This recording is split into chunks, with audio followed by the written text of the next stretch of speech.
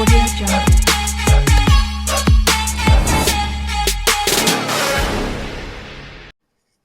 Hello students, welcome to YouTube channel Shivam Sharma classes. ठीक है, तो आज हम स्टडी करने वाले हैं क्लास 10th का second chapter acids, basis and salts. इसके बारे में आज हम डिस्कस करेंगे, जो एनसीईआरटी और सीबीएसई दोनों में सम्मिलित होता है। ठीक है, कि ये चैप्टर एनसीईआरटी में भी होता है और सीबीएसई दोनों ही जो मोड हैं दोनों के अंदर आता है। तो चैप्टर पढ़ने से पहले हम सबसे पहले ये जान लें एसिड, बेस और साल्ट्स होते क्या हैं। ठीक है, इनकी प्रॉपर्टीज क्या है, इनको हम पहचानेंगे कैसे, क्योंकि आपको पता है पूरा चैप्टर इन तीनों के ऊपर होने वाला है। ओके, तो सबसे पहले हम इनकी प्रॉपर्टी को जानेंगे कि भाई इनकी प्रॉपर्टी क्या होती है। ठीक है, और आपको मैं लेसन स्टार्ट करने से पहले बता रहा हूं कि एक वीडियो के अंदर जैसे हमारा पूरा चैप्टर कंप्लीट नहीं होगा तो हम इसकी प्लेलिस्ट आपको अवेलेबल करवा देंगे। तो आपको ढूंढने की जरूरत नहीं है, आपको प्लेलिस्ट हमारे चैनल के ऊपर आप जब टैप करोगे तो आपको मिल जाएंगी। इस लेसन की कम से कम हम 3-4 प्लेलिस्ट आपको अवेलेबल करवा देंगे, आपको वहां से उसको देख लेना है और समझ लेना है। ओके, और जैसे मैं समझाता रहूंगा आपको नोटबुक के अंदर इनको उतारना भी है ताकि आपको समझने में और भी आसानी हो और आगे आप इनको समझते रहो। ठीक है, तो सबसे पहले हम बात करेंगे एसिड की, कि एसिड क्या होता है। ठीक है, देखिए, तो लेट्स वी से this acid, property of acid. अब एसिड क्या होता है, हमारा अम्ल होता है। ठीक है ना, अब एसिड का जो टेस्ट होता है खट्टा होता है। तब इसकी प्रॉपर्टी देखते हैं क्या है कि these are sure in test, कि जो एसिड होते हैं वो टेस्ट के अंदर क्या होते हैं भाई, श्योर होते हैं, यानी खट्टे होते हैं। पहली प्रॉपर्टी सॉर्ट आउट हो गई। उसके बाद में सेकंड है they turn blue litmus paper two red.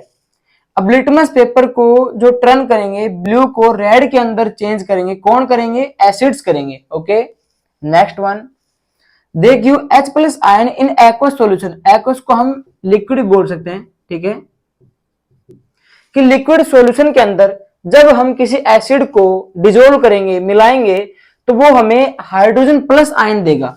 ठीक है, बैक में हमारे क्या देगा, H प्लस आयन हमको बैक देगा और रिटर्न में वापस देगा कि हम उसको किसके अंदर मिला रहे हैं, एक्वस सॉल्यूशन के अंदर मिला रहे हैं। ठीक है, तो हमें वापस कौन सा आयन देगा, वो हाइड्रोजन प्लस आयन वापस हमको देगा।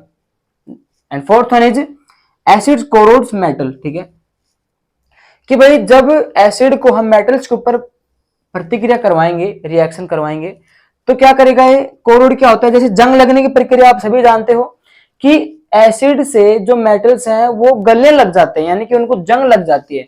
ओके, तो ये चारों प्रॉपर्टी किसकी होती है, एसिड की होती है। शायद आपको समझ में भी आ गई होंगी और इन सभी को आप उतार भी सकते हो, क्योंकि डिफरेंस में आपको बहुत काम आएंगे कि आपके पास क्वेश्चन आ जाए कि difference between acid and base. तो ये चार प्रॉपर्टी है, बेस की भी आपको करवाएंगे अभी। तो 4 प्रॉपर्टी इसकी हो गई और 4 प्रॉपर्टी बेस की हो जाएंगे। ठीक है ना, आप उसको आराम से कर सकते हो।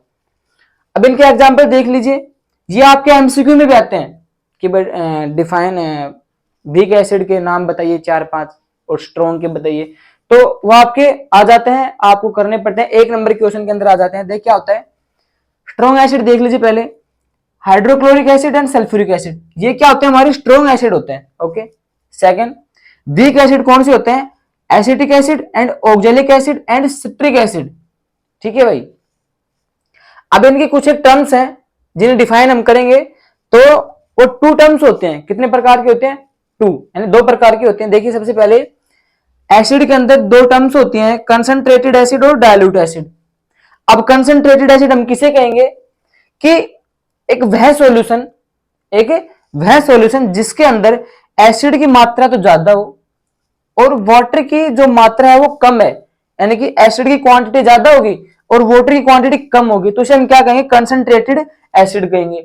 अब बात आती है डाइल्यूट की, तो इसका अपोजिट कर दो आप। अगर आपको एक याद हो गया तो आप दूसरा आराम से लिख सकते हो, कैसे कि इसके अंदर इसका अपोजिट होगा। अब इसके अंदर एसिड की मात्रा तो कम होगी और वाटर की मात्रा ज्यादा होगी। अब हम बात करें कि मान लो हमारे पास कोई सॉल्यूशन है जिसके अंदर हमने वाटर डिजोल्व कर दिया और ज्यादा पानी उसके अंदर हमने मिला दिया, तो इसका मतलब वहां पे हमारे पानी की मात्रा ज्यादा हो जाएगी। तो अब हम उसको क्या कहेंगे, डाइल्यूट कहेंगे, कंसंट्रेटेड कहेंगे, तो उसको हम कहेंगे डाइल्यूट एसिड कहेंगे। अब जिसके अंदर हमने एसिड ज्यादा मिला दिया, कंसंट्रेटेड पहले से सॉल्यूशन हमारा तैयार था, उसके अंदर हमने एसिड को मिला दिया ज्यादा मात्रा में, तो फिर वो हमारा क्या हो जाएगा, कंसंट्रेटेड एसिड हो जाएगा। इससे हम ये समझते हैं कि इन दोनों को हम आपस में चेंज कर सकते हैं, इनकी क्वांटिटी को घटा के और बढ़ा के, इनकी हम जो नेम है इनको हम चेंज कर सकते हैं, आराम से चेंज कर सकते हैं। इनकी क्वांटिटी को भी डिपेंड होते हैं इनके नेम। ओके, जैसे फॉर एग्जाम्पल हमारे पास जैसे नींबू होता है, ठीक है। अब नींबू के अंदर, लेमन के अंदर अगर हम एक लिटमस पेपर को डिजोल्व करेंगे, उसके अंदर डुबोएंगे उसके रस के अंदर, तो वहां पे वो उस लिटमस पेपर का कलर किसके अंदर चेंज कर देगा, ब्लू को रेड के अंदर चेंज कर देगा। तो हमें पता लग जाएगा कि भाई यहाँ पे कौन सा नेचर है इसका, एसिडिक नेचर है, यहाँ पे एसिड काम कर रहा है, तो ये हमारी प्रॉपर्टी है एसिड की। अब हम बात करेंगे बेस की, तो देखिए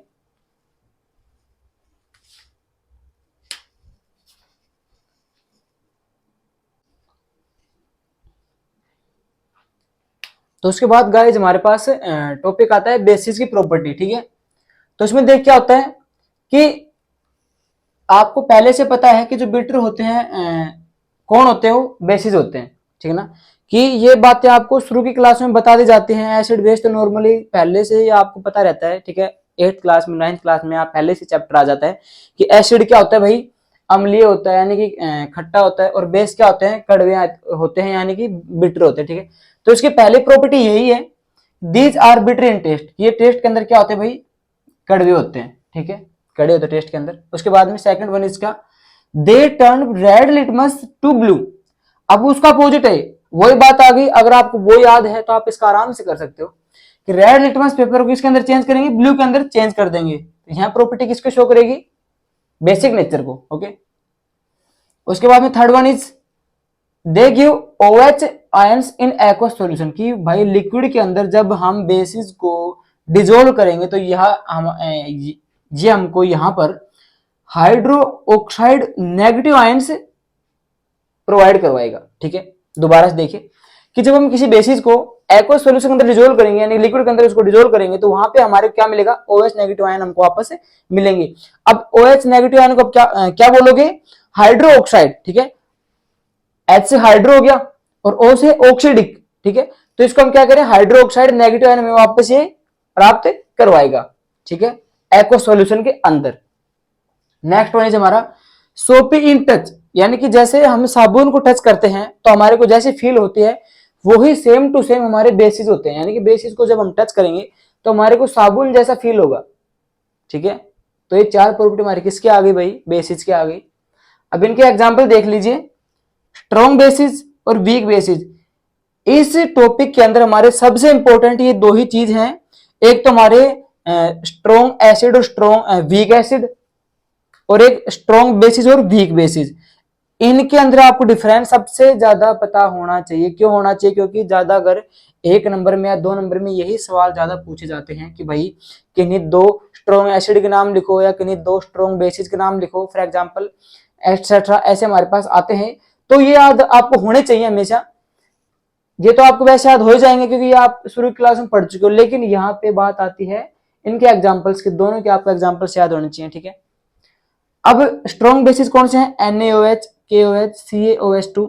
वीक बेसिस कौन से हैं, NH4OH। देखिए यहाँ पर सबके लास्ट में क्या आ रहा है, OH।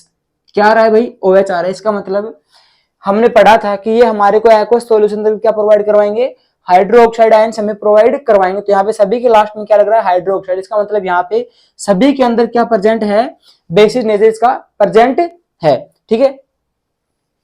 अब इसकी एक स्पेशल टर्म्स आती है अल्कली। क्या आती है भाई, अल्कली जो है इसकी एक स्पेशल टर्म है। जैसे हमने एसिड के अंदर उसकी टर्म्स पढ़ी थी, 2 टाइप्स थे, इसी प्रकार इसमें एक स्पेशल टर्म्स आती है अल्कली, ठीक है। उसका देखिए क्या होता है कि दीज आर बेसिस, यह क्या है, नॉर्मली बेसिस है, which are soluble in water, जो पानी के अंदर घुलनशील हैं। फॉर एग्जाम्पल है इसका NaOH। ये क्या है, हमारा अल्कली बता रहा है इसको, ये कि भाई पानी के अंदर घुलनशील है। तो अब यहाँ पे देखिए आप, NaOH क्या होता है, यह एक ऐसा बेस होता है जिसको साबुन बनाने में और डिटर्जेंट पाउडर वगैरह जो भी हमारे ऑब्जेक्ट्स हैं सभी को बनाने में इसका इस्तेमाल होता है, क्योंकि क्या है ये स्ट्रॉन्ग बेस होता है। तो साबुन बनाने में और भाई डिटर्जेंट बनाने में इसी का ज्यादा योगदान होता है, इसी से ज्यादा हेल्प ली जाती है। तो यहाँ पे कहा जा रहा है कि इसको हम वाटर के अंदर सोल्यूबल है, ये घुलनशील है। तो इसका मतलब यहाँ पे हमारा जिनसे साबुन बनता है, फॉर एग्जाम्पल हम जैसे साबुन है उसमें हमने एग्जाम्पल लिया था लेमन का, यहाँ पे हम एग्जाम्पल लेंगे साबुन का। कि जैसे कि हमारे पास सोप है, उस सोप के पास अगर आप उसमें डिजोल्व करोगे रेड लिटमस पेपर को, तो वहां पे रेड लिटमस पेपर को NaOH सॉल्यूशन के अंदर डिजोल्व कर रहे हैं हम, तो वहां पे रेड किसके अंदर चेंज हो जाएगा, ब्लू के अंदर।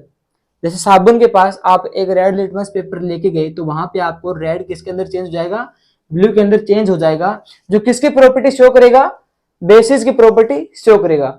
ठीक है, तो यहाँ आपके पास आगे difference between acid and base सबसे इंपॉर्टेंट क्वेश्चन है जो हर बार पूछा जाता है 10th क्लास के बोर्ड एग्जाम के अंदर। तो यहां तक आपको जिस भी चीज के अंदर अगर थोड़ी बहुत प्रॉब्लम हुई है, डाउट हुआ है कि सर ये मेरे को समझ में नहीं आया, तो कमेंट बॉक्स में प्लीज हमें बताइएगा ताकि हम नेक्स्ट वीडियो में आपको उसको ढंग से समझा सकें। और अगर आपको यहाँ तक हमारा जो वीडियो है इसके अंदर आपको सब कुछ समझ में आया है लेसन 2 क्लास 10th का, तो please subscribe our channel. Thank you.